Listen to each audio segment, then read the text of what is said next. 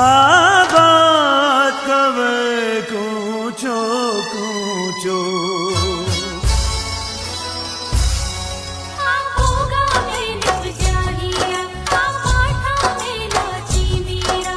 पन्नारी जामण सागण राही प्रतापरी माँ भागण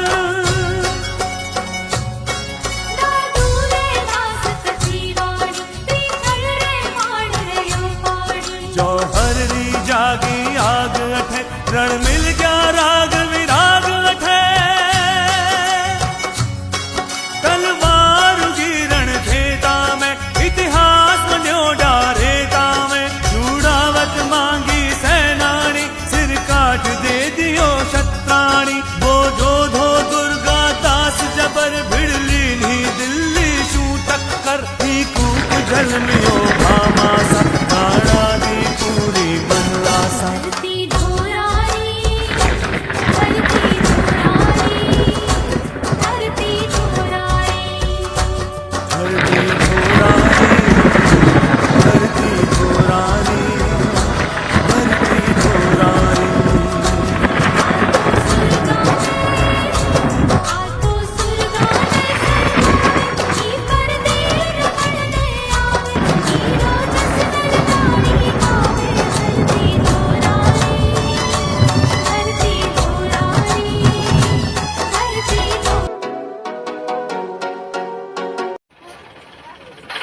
मित्रों, यह पाबू जी का मंदिर है और यहाँ ये रामदेव जी के यात्री है। और यहाँ पर रणुजा जाते समय या फिर आते समय यहाँ लोग विश्राम करते हैं, क्योंकि यहाँ पर विश्राम के लिए बहुत सारी जगह है। ये मेन दरवाज़ा है, मुख्य द्वार, और यहाँ अभी रिनोवेशन का काम भी चल रहा है।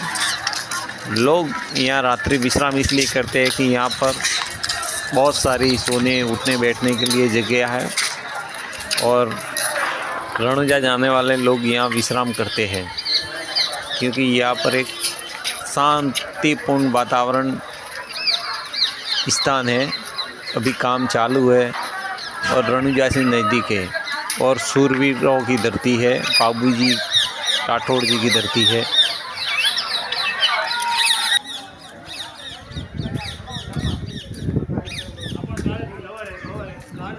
ये सूरपुरों की धरती है।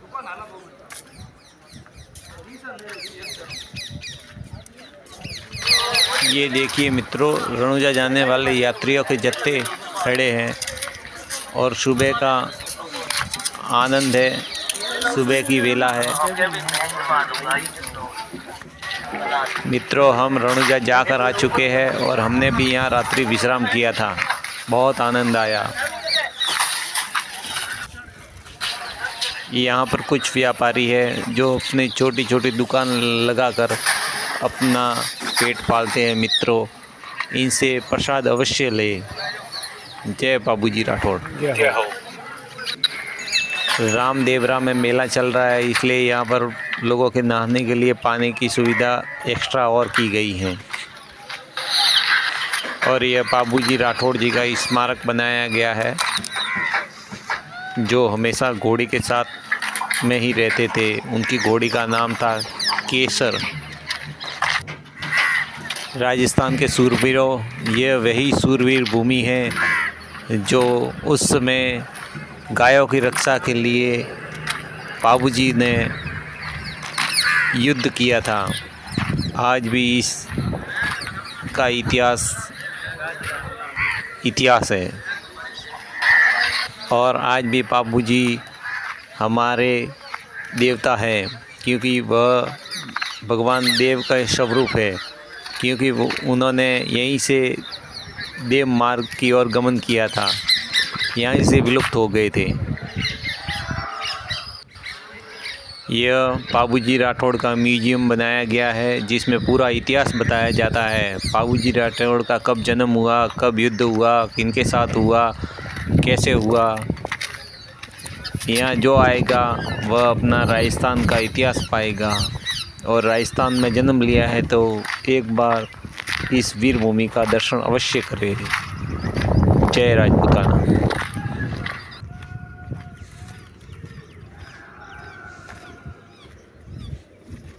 ये छतरिया है, ये बावड़ी, और ये बावड़ी है, ये 7,500 वर्ष पहले की है, बाबूजी बापसी के टाइम की। और एक छतरी वहाँ पर है जो मैं आपको बताता हूँ।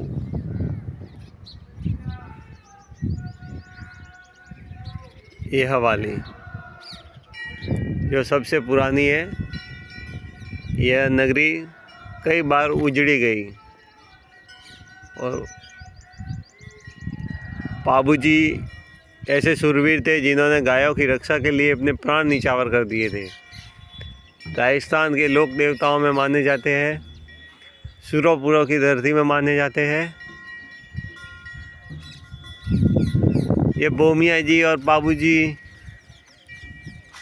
गायों की रक्षा के लिए, और गोगा जी गायों की रक्षा के लिए राजस्थान में जन्म लिया एक देव स्वरूप है। आज इनका चारों तरफ पर्चा है। जय बोलो पापू जी राठौड़ की जय, रामशाह पीर की जय, भूमिया जी की जय।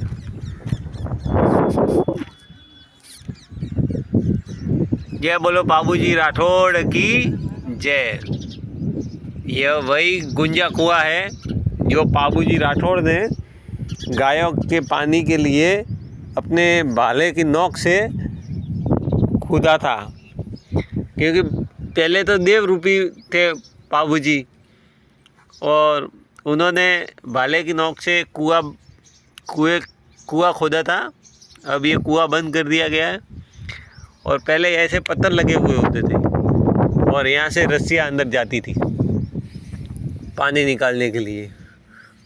ये कुआं है, और ये 7,500 वर्ष पहले की बात है, जब पापू जी यहाँ पधारे। अंतिम युद्ध यहाँ हुआ, और यहीं से फिर देवलोक हुए गायों की रक्षा करते हुए। तो राजस्थान के अभी लोक देवता में पापू जी राठौड़, गोगा जी बापसी, बोमिया जी, इनको बहुत माना जाता है, क्योंकि गायों की रक्षा के लिए।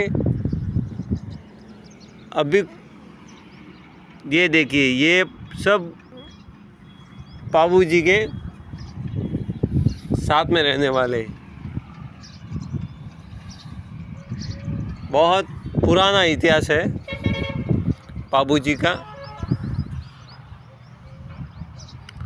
और वो पापू जी का मंदिर है, ये पापू जी का मंदिर है। यह नगरी कितनी बार उजाड़ी गई, फिर बसाई गई, और ये सबसे पुराने अवशेष है ये वाले। और ये पुरानी झोपड़ी थी, ये वाली सामने वाली ये पुरानी झोपड़ी थी, ये वाली। और पूरा ये जंगल था, पहले यहाँ पानी नहीं था, इसीलिए पापू जी ने भाले की नोक से इस गुंजा कुएं का निर्माण किया था। जय बोलो पापू जी राठौड़ की जय हो। गायों के पानी के लिए अपने भाले की नोक से इस कुएं की खुदाई की थी। बहुत छोटे छोटे पहले कुएं होते थे जो भाले से खुदा था, और यहाँ से रस्सी जाती थी, और यहाँ से बाल्टी भर के पानी बाहर आती थी। ये पापू जी राठौड़ द्वारा खोदा गया कुआं है, और ये सब पुराने अवशेष है। ये देखिए, ये हमको 2 कुएं बताए गए हैं, और ये पुराना अवशेष है। ये देखिए, ये पुरानी शिलालेख है, 7,500 वर्ष पहले की ये शिलालेखें हैं। और ये पाबू जी की घोड़ी थी जो जिसका नाम था केसर। दाढ़वी,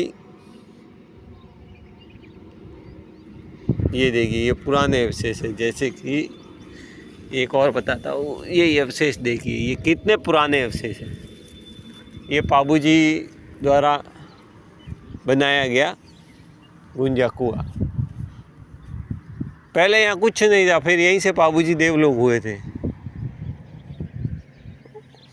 ये देखिए, जय बोलो पाबू जी राठौड़ की जय हो। पहले सिस्टम कैसा होता था देखिए, वहाँ से पानी आता था, यहाँ जाता था, फिर यहाँ जाता था। ये फिर ये बाद में निर्माण में करवाया गया है, लेकिन यहाँ से होते हुए यहाँ अंदर से ही देखिए, यहाँ से पानी इस तरफ आ जाता था और यहाँ से इस तरफ और यहाँ से इस तरफ, ये पाने के लिए। और ये हमारे राजस्थान का बहुत पुराना इतिहास कहलाता है। ये देखिए, जय बोलो पाबू जी की जय। जय बोलो पाबू जी राठौड़ की जय। ये देखिए, ये सुरपुरा पाबू जी राठौड़ का मंदिर है। भैया आप बताओगे पाबू जी राठौड़ के मंदिर की यहाँ की जो विशेषता और कब हुए, कैसे हुए, बताइए। ये पाबू जी का मंदिर है। ये पाबू जी की युद्ध भूमि है। हाँ, पाबू जी ने गायों के बारे में आखिरी युद्ध यहाँ किया था। हाँ, आखिरी युद्ध जो उनका बहन हुई था जिंद्राव किसी, हाँ, जो देवल चांदनी को वचन दिया हुआ था। हाँ, केसर घोड़ी काल में जो लेके आए थे बाबू जी, हाँ। उस समय बाबू जी को वचन दिया था कि हमारी केसर घोड़ी काल में उनका डोरा बांध के रखा है जैल का जिंद्राव किसी। तो तब बाबू जी ने बोला डोरा बांध के रखा है तो कोई बात नहीं, लेकिन केसर घोड़ी काल में जो मेरे को देनी पड़ेगी आपको। फिर देवल चारनी ने बोला कि एक मेरा वचन है वो आपको पूरा करना पड़ेगा। जिस समय मेरी घोड़ी गायां हैं, गायों की रक्षा आपको करनी पड़ेगी, क्योंकि मैं आपको केसर घोड़ी काल में दे दूं, फिर वो जिंद्रा ऑफिसी है जो मेरी गायों भगा के ले जाएगा यहाँ से। तो बाबू जी अमरकोट में शादी करने गए थे। उस समय से पीछे से मौका दे के और जिंद्रा ऑफिसी आया आपकी सेना लेकर और देवल सारनी की गायां घेर ली, घेर के लेके जा रहा था। उस समय देवल सारनी ने सेगुन सीढ़ी का रूप धारण करके जहाँ बाबूजी परनिधन गए थे वहाँ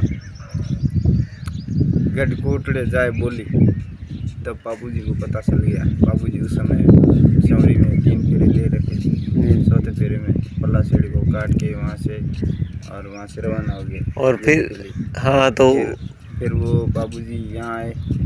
फिर यहाँ पूरी सेना घेर दी, गाय घेर दी। फिर यहाँ युद्ध किया। युद्ध करने के बाद में यहाँ से जो ये सामने ये गुंजा कुआ, तो बाबूजी ने गुंजा कुआ जो बाबूजी ने भाले से खोदा था। जो उस समय पहले के समय पानी था नहीं, इसी समय से बाबूजी ने गुंजा कुआ को खोद के गाय को पिलाई थी, पानी पिलाई। उनके बाद में बाबूजी यहाँ से देवलोक हो गए घोड़ी लेके सरक। हाँ हाँ, और ये घोड़िया देवल जी के वहाँ से लाई थी। देवल जी के वहाँ से लेके आए। और अमरकोट भी अभी पाकिस्तान में है। पाकिस्तान में। और बाबू जी का जन्म हुआ था वो भी पाकिस्तान के अंदर। पाकिस्तान में। पहले पाकिस्तान और हिंदुस्तान एक ही था, अब सीमा लगने से हिसाब। तो पाकिस्तान में इनका कौन सा गांव था? पाकिस्तान में जूनागढ़ इनका गांव था। हाँ। और अमरकोट में शादी करने गए थे। शादी देवल जी के वहाँ से घोड़ी लेके आए थे, जो एक रामापीर लेके गए थे। हाँ। एक बाबूजी लेके आए थे और एक लेके गए थे भूमिया जी। हाँ बिल्कुल। 3 घोड़ियाँ देवल जी के वहाँ से, हाँ। है ना। और अपने राजस्थान में 7 फेरे लेते थे पहले शादी में। हाँ। और जब से 4 फेरे लग गए, ये पाबू जी ने किया। बिल्कुल। क्योंकि 4 फेरे लेने के बाद जब गायों का संदेशा आया कि गायों को कोई लेके गया है, तो बाबू जी ने चौथे फेरे में अपना चेहरा काट दिया काट दिया, और फिर यहाँ से गायों की रक्षा के लिए चले गए। चले गए। इसलिए अपने राजस्थान में अब 4 फेरे लेते 4 हैं फेरे। शादी में। शादी। बोलिए पाबूजी राठौड़ की जय। जय हो।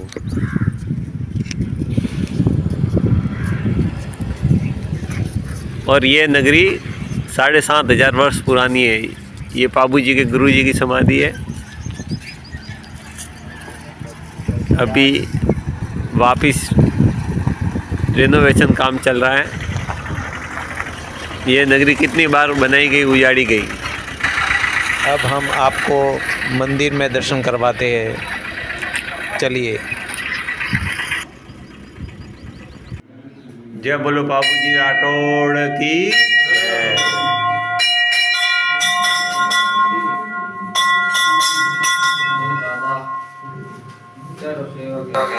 आज तक यहाँ पर किसी आक्रांताओं की हिम्मत नहीं हुई जो पाबूजी राठौड़ की प्रतिमा के हाथ लगा सके, क्योंकि आज भी वही पाबूजी राठौड़ साक्षात विराजमान है। इन प्रतिमाओं को आज तक कोई नहीं छू सका। करिए दर्शन। जय पाबूजी राठौड़।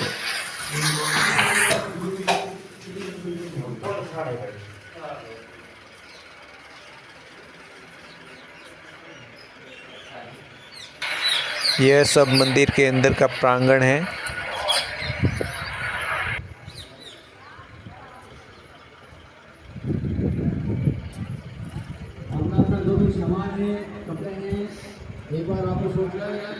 यह 7,500 वर्ष पुरानी प्रतिमाएं हैं और दर्शन कीजिए आप भी।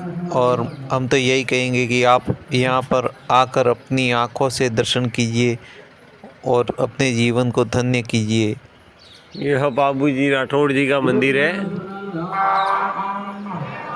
यह पाबूजी राठौड़ जी का मंदिर है। ये 7,500 वर्ष पुरानी नगर है। यह नगरी कई बार उजड़ी, कई बार बसाई गई, लेकिन यह पुराना मंदिर है। अभी नया बनाया जा रहा है।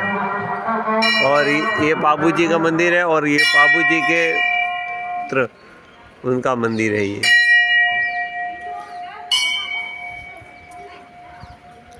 सुरोपुरो कहवाए।